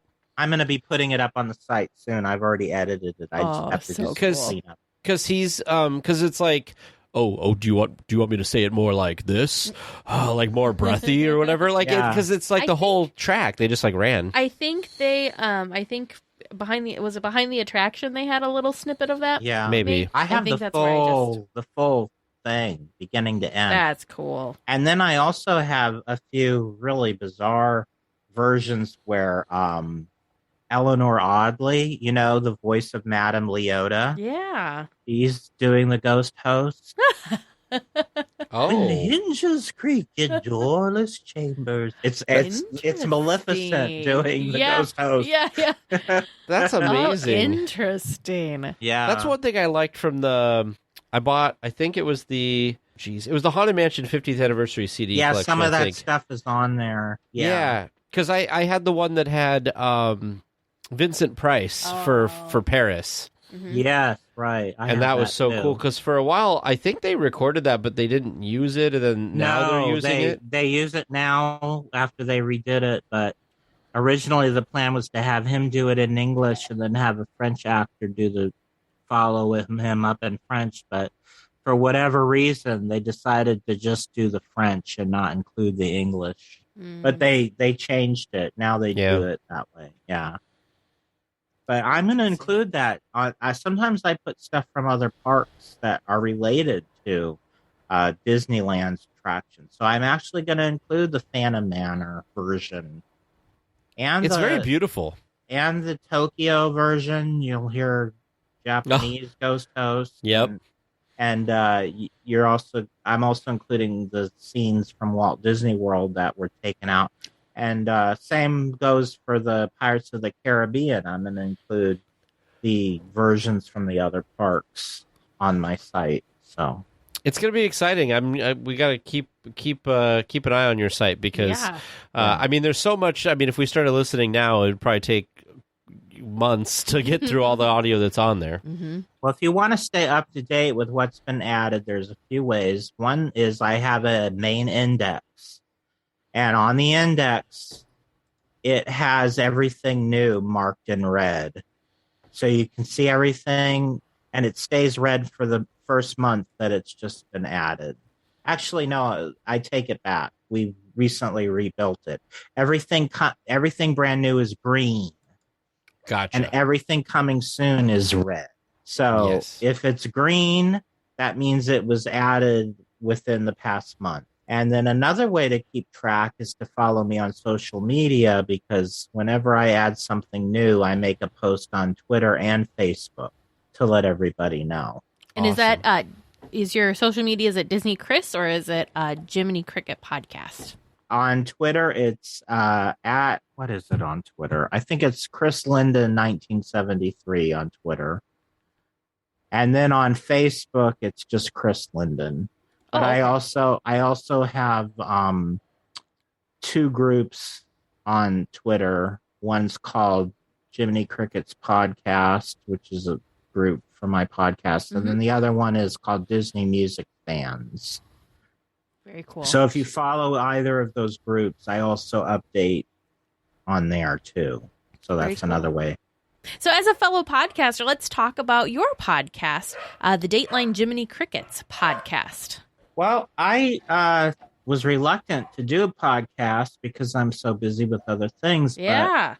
But, I don't know how you have any time with all that editing. Yeah. A friend of mine named Jerry Skids, who has his own podcast called Mouse Rants, which is adults only, by the way. It's an Thank you for the disclaimer. It's an R-rated podcast. But so he wanted to do something family friendly and implored me to team up with him and create a podcast together. So we came up with the name Jiminy Crickets because of how he has sort of a dirty mouth on his other show. And so one of the things people say instead of bad words is Jiminy Crickets. There you go. That's sort of how he came up with that name. So, and the word actually predates the Disney character, believe it or not. They named the Disney character because of the expression. Really? Yes. If you watch The Wizard of Oz, which came out a year before Pinocchio, you'll notice that there's a scene where Dorothy first encounters the wizard and she goes, Jiminy Crickets. And it was a year before Pinocchio even existed. So it was a phrase before that. And if you think about the two letters that make up the word Jiminy Crickets, it's a stand-in for another phrase that you're not supposed to take in vain. Yes. So you can figure that out. So, and there's other phrases like Jeepers Crow is another one people use and things like that. So that's sort of how that's how the name came along. So then that's fun. The show is a sort of historical show where we talk about classic films from Disney, classic attractions, and legends, Disney legends. It's more history oriented than anything else. Very cool. And I, of course, like to include lots of special audio things and music. And there's always background music. I'm always add special music and everything. And then I have another podcast, which is called Dateline Jiminy Crickets, which is on my YouTube channel, and it's an audio visual experience. But I'm not on camera. We just show pictures and things and clips and things while we do the various. And this is more of a current events oriented show. We do fun segments like top 10 lists and things, and when there was nothing but bad news in recent times, we sort of avoided doing the Disney news and stuck with the fun topics instead. And we try to keep it positive. We try to only do positive news. Of course, sometimes I am a little bit of a cynic and I have something negative to say about everything, but we try to keep it as positive as possible. And that we do once a month, and it's posted to our YouTube channel, but we also post it on our regular audio feed with the other podcasts as well. I don't know how you have time for anything. It sounds like you are just go with Disney. That's awesome. Yeah, well, I'm unlucky in that I'm not able to work, but I guess I'm lucky in that I can devote all my time to all these projects. Yeah. Well, even so, I don't know how there's enough hours in the day for you to do all this stuff. I don't either. Amazing. Just amazing. You know, it's a passion when you can just devote this kind of time to it. I actually have a third podcast. Oh my gosh. Which is for just our Patreons at the $5 or higher. And it's called Down the Rabbit Hole. Fun. And it's this one's the easiest because I don't edit it. It's just a round table discussion, and we sometimes get into the more controversial things, and not always, but it's like an hour. It's shorter. We keep it to about an hour, and it's just once a month, but it's just a little bonus for our Patreon supporters. How fun. Yeah. So 3 podcasts. Man, plus the website. That's way the website. Too much stuff. I'm telling you, that's too crazy. much. So people ask me all the time, like, can you do this? Can you do that? And I have to say, because, they see my work and things I've done, and they want me to participate with what they're doing. Mm-hmm. And I feel bad, but I have to turn them down because I just don't have any more time to do anything else. Yeah, you're like, my downtime is when I sleep. That's about all I got. I will say thank you. I mean, we still have at least one more question for you, but thank you so much for saying yes to us to be on the show, because see, this is wonderful because I just show up and talk. I don't have, once I'm done, you are going to take care of the editing, and I love that. I wish I had that more, so I have no problem with being a guest on a podcast. Yeah, I mean, maybe that's what I should do. I should go guest on podcasts because I always seem to be the guy who has to edit everything. So, but that's okay. That's okay. I mean, that's part of the process, right? Mm-hmm. Well, was there anything else that you wanted to talk about that we didn't talk about that people might be interested in before we get to our last question? Well, I just want to mention also on my website, aside from the Disneyland Magical Audio Tour, another thing I do is the Disney Song of the Day. Oh, fun. And every day of the year, 365 days, and every fourth year I do a bonus song. Yep. And so, but every day of the year I post a special Disney song on my homepage, and then I keep an archive of all the songs, and you can go back to the past 3 years and listen to all the songs that have been posted. And I often will do special themes depending on the time of year. Like during the December, I'll do the Christmas theming, and in October, I always do a Halloween month. And so coming in September, I'm doing something really fun. I'm doing a whole month devoted to Walt Disney World, because it's going to be the 50th anniversary in October. Mm-hmm. And October's already Halloween month. Yeah. Can't not do that. So September is going to be my special Walt Disney World Song of the Day month. So every day and normally I'm a Disneyland guy, so this is sort of out of my normal box. But I do have a lot of Walt Disney World stuff to share. So I'm going to do 30 Walt Disney World related songs, and I've already done special artwork for it and set everything up, and it's going to be a lot of fun. Very cool. Very, very cool. Thank you for pointing that out, because I did not notice that. Now I feel like this needs to be like a daily thing for me to go check out what the song of the day is. Yeah, and I also is... share on my social media what the song is every day. On Twitter and Facebook, I make a post every day so you know what the song is. And I put a link so you can go check it out if you'd like. Perfect. Well, this brings us to our final question. If you could work again at Disneyland, what would you do? Sky's the limit. It can be a real job, it can be a made-up job. I've always known this answer, and it's something I've always wanted to do, and I've never had the pleasure. I have always wanted to be a Jungle Cruise skipper. That's my ultimate dream job, would be to do the Jungle Cruise. That's a good one, especially now we've got new scenes, new jokes. Yeah, right. Got a lot more monkeys. Yes, a lot more monkeys. Did you have the chance to see the new Jungle Cruise movie yet, or not yet? I haven't seen it yet. See, I can't really venture out. I have been vaccinated, so I could go to the theater safely, but Disney Plus.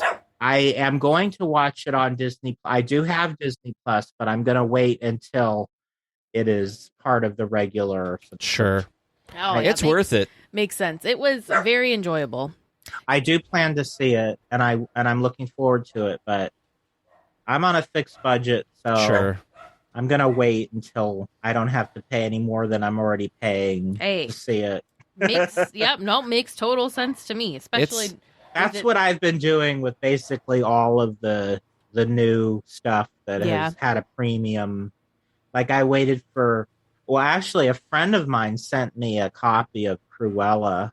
Oh. So I was able to see that without having to pay the extra. Mm-hmm. Maybe he'll send me the Jungle Cruise. There you go. Cruella was very good as well. It was. Yeah, you have to watch my Dateline from the month I saw it. I had pros and cons. That's all I'm going to say. Sure.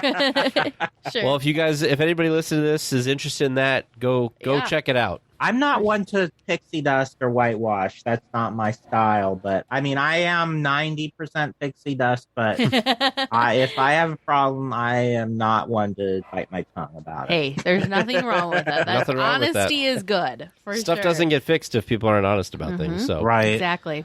Well, Chris, thank you so much for taking some time out of your very busy schedule to hang out with us and talk Disney, give us a peek behind the curtain of what you do with all this amazing Disney music. It's crazy to me that this, that this doesn't exist, that there isn't really a catalog of it. It is, and I do it because there isn't. Yeah. Yeah. That's crazy. And it's important to me. So side note, we've got the Disney archives. Disney's a giant company, so who knows? But have you ever tried reaching out to them, or have they connected with you? Because I feel like why is this not a thing that they're doing? I'll tell you something related to that, and it is exactly the reason why there should be an archive. Because in 2015, PBS did a documentary for the American Experience about Walt Disney. It was a I don't know if you saw it. I have issues with how they portrayed him, but regardless, they reached out to me for audio, and I'm actually in the credits. That's really neat because Disney didn't have it, and I did. So there's your answer. Right. I gave them audio for Mark Twain and for The House of the Future. Wow. Disney just didn't have it. And I was reluctant because I said, I don't know if Disney wants me giving it. Yeah. But they got they got the green flag. They got the okay from Disney to go ahead and use my material. So to me, cool. That says Disney doesn't have it and they don't care that I do. Yeah, so, that's pretty I was just going to say, have you been contacted by Disney ever? No? Wow. I have never, because I don't charge. Oh, sure. Yeah, sure. It's a nonprofit endeavor. Mm-hmm. There have been people in the past who tried to do the sort of thing I do that have tried to profit from it, and in those cases, Disney has they made a strong hand of the mouse. A strong hand. They didn't go through the whole thing, but they made them stop doing it. Yeah. In my case, it's completely anybody who wants to go to the website can, and it's totally free, and you cannot download any of the audio. So you have to go to the site to listen to it. So that's another, and people ask me all the time, how can I download it? How can I make a CD? And the reason I can't do that is because it's copywritten, and I don't want to lose the website by making a download place. So you've spent way too many hours, days, months, years. And it's such a great resource for Disney fans that want to just have a little bit of Disney magic in their day. And 90% of what's on there, Disney doesn't even have available commercially. That's crazy. And whatever is available commercially, another 90% of that is already up on YouTube anyway. Yeah. Mm-hmm. There's only a very small percentage of stuff on my site that is sort of taboo to. That was the stuff that got me knocked off YouTube in the first place. Sure. But I put it up there because I like to be all-inclusive and not leave things out. Oh, yeah. And it's part of the story, and it's sort of, to me, it's an educational reason because you can't leave stuff out and tell the whole story. Mm-hmm. Absolutely. Mm-hmm. I tell you, man, Becky Klein should be contacting you to try to get copies of what you have into their archive. Yes. Yeah. Mm-hmm. That'd be pretty incredible. I mean, Disney should just hire you, honestly, to curate their audio collection. I'm available. Send me a note of interest. I'll respond. Well, if we ever find ourselves in the presence of anybody that might have power to do that, we will drop your name. Yes, we'll let them know. So I am, as I said before, unemployed because I have health issues, and I make the most of it by keeping busy with my website. Yeah. But if anybody asks me, I don't tell them, I don't have a job. I generally say I'm a Disney historian. Oh, my God. So, You are. You put in probably more than 40 hours a week. There's no way. I put at least 10 hours a day. Yeah, there's no... Yeah, you're 7 days harder a week. than the traditional 9 to 5. Days off. This is definitely a labor of love. It is, yes. Incredible. Jeez, that's amazing. Well, Chris, thank you so much for being on the show. And we already kind of dropped all your contact info. Of course, DisneyChris.com kind of links to everything. So please go check it out if you haven't already, because it is a wonderful resource for Disney music. And as much as we say every episode to, if you want Disney magic in your day, join our Patreon and get on our Discord server. If you just want the sounds of the park, DisneyChris.com is the place to go for it. Definitely. And my homepage, you can basically link to everything that I do, like all of my podcasts and everything. You can direct from DisneyChris.com. So awesome. As long as you can remember that, you can find me everywhere. Perfect. Well, we got a piece of feedback from one of our listeners, Derek J. We had asked, this came about from when we had our conversation about fast passes and if paid fast passes would be coming to Disneyland. We did ask for feedback, so thank you so much to Derek for writing in with your thoughts. So I'm just going to summarize his email, but basically, Derek is pro non-paid fast passes, and he made some really good some really good points and really good reasonings that maybe not everybody really thought about. But some of his experiences were from when he was growing up, and some people, not everybody grows up with tons of money, or their families can't afford everything that everyone wants. So, he's talking about going to the trips growing up without, a lot of extra money. So trips were only every few years, and they, just kind of did what they could. But they would to Disneyland. I'm saying trips to Disneyland were every few years, but they would also go to a couple other different places, Marine World and Discovery Kingdom. But those places at that time had a paid line skipping program. He actually has a memory of waiting in lines for one of the rides at one of these places, and it was just a crazy hot day, 100 degrees in the sun, and they were just stuck in this line. And he has this memory of a kid walking past that was in their version of the Fast Pass line, and basically looking at all the people and saying, "Oh, look at all these poor people melting," and then was laughing and just kind of went on their merry way. Everyone in line booed, but it still sucked because they were still stuck in this what felt like never-ending line. So the first time that Derek went to Disneyland and saw people using Fast Passes, assumed that it was another one of these paid programs. So he did ask a cast member, and then they did let him know, "Oh no, it's a free, it's free, and this is how you do it," all this kind of stuff. So he thought that was a really cool extra thing and just a little extra magic that Disney brought to their experience. But yeah, so overall, Derek just says that he doesn't like the idea of so many advantages being given to people just because they, are paying more and more for it. So yes, that is how the world kind of works. But the original Fast Passes, everybody kind of was on a level playing field. So you just had to kind of pick what rides were important to you and which ones you wanted to go on the most to go and get your Fast Passes. Of course, this is prior to the introduction of Max Pass. But even with Max Pass, Derek says that's only...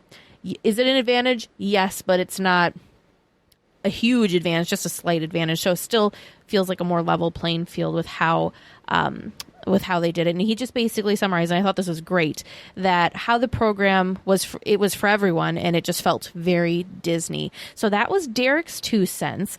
Derek, first of all, thank you so much for writing in, and thank you for sharing your experiences and your point of view.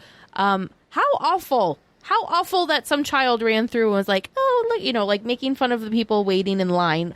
We don't know if they were saying poor people as in people that don't have money, or just like, "Oh, I feel bad," like, "Oh, look at those poor suckers," that kind of thing. If it was either way, it didn't seem very kind. However the child meant it didn't seem very kind. So I think Derek, I think you make a very good point. Yes, I agree that you make a very good point. And I guess the point that I was trying to go for with a paid program or whatever is that it would not, like, it would be overly expensive. It'd be almost like having to get like a Plaid or something to take you around, which is already kind of like a program like that. So you mean like if it's a paid you'd be okay with it being a paid program if it's priced in a way to try and like price people out of it, like to try to price the most amount of people out of it. Yes. Yeah. But people that have like saved their entire lives to go like one time, those people maybe could afford it because it's the big deal for the one time. It's like, we're never coming back here. But like the average day guest wouldn't just buy it and then, you know what I mean? Because the problem with FastPass was so many people used it that it made the standby line go so slow. So I was just trying to I was thinking they should price it so people are discouraged from using it. Is basically what I'm going for. It'd be interesting though to know. I don't know if I'm sure there's ways that they could figure this out. But what is that point? What's the dollar amount? We'll say that would be the nope. I don't think so, because I'm going to tell you, there's some stuff, right? We're Disney fans. We love it. We definitely throw more money at Disney than the average person does. However, they're even getting to me on some things, like the dessert party, the Oogie Boogie Bash dessert party. I was floored when Reservations came out for that. It's $84 for this dessert party. Yes, you get desserts. Yes, you get like parade viewing. but it's $84 for. I just don't understand how. I mean, I'm sure the desserts are just wonderful, but it seems to me that seems like an incredibly high price point. And then flip side to that, the dining package for the meal, which also has parade viewing. Granted, these parade viewing spots are not in the same area, but like I said, with my experience at Oogie Boogie Bash before, I don't know how important it is to have reserved seating for this parade because there's just fewer people trying to find a spot. So there's just, it's not as difficult to find a spot for a ticketed event for a party like this. But a full dinner that includes dessert is $55. Now, the dessert party does, I think, include, like, it is like just a one fee. I think it includes gratuity and includes your tax. You do have to pay those things in addition for your meal, but still a full, wonderful meal for... Yeah, it's like a 3-course meal versus just dessert. Yeah, it's just... I mean, it's a lot of desserts, but... I don't think I could ever, 84 for me, I don't think you could give me enough dessert for $84. So that was my first, like... Sure. Well, not one of my first, but that's one that I can think of that's kind of like, what? That's crazy. But, people are doing it, and more power to you if you want to do it. But to me, that's kind of getting into that, ooh. Maybe the good middle ground ends up being... I don't like this one, but maybe the middle ground ends up being the system that they're doing the Premier Access thing for, like Paris, where people could pay per attraction. So the attractions that are less popular, like Autopia, you can always just stand by and it's not a big deal. I saw something. This was interesting, right? Because we're going to more like app-based things. So, right, our new Magic Keys are going to not have a physical card. It's going to be in your app. They're really pushing people towards the app. This would be interesting. If they decided to do the pay per ride fast pass thing like they're doing in Paris, you could do stuff, this is crazy to me, but you could do stuff like, ooh, we've got too many people. You could kind of manipulate the crowds and like where the crowds are and try and spread things out a little bit more. You could say, oh, we have a lot of people over in like the New Orleans Square area. We need to try and like spread people out or whatever.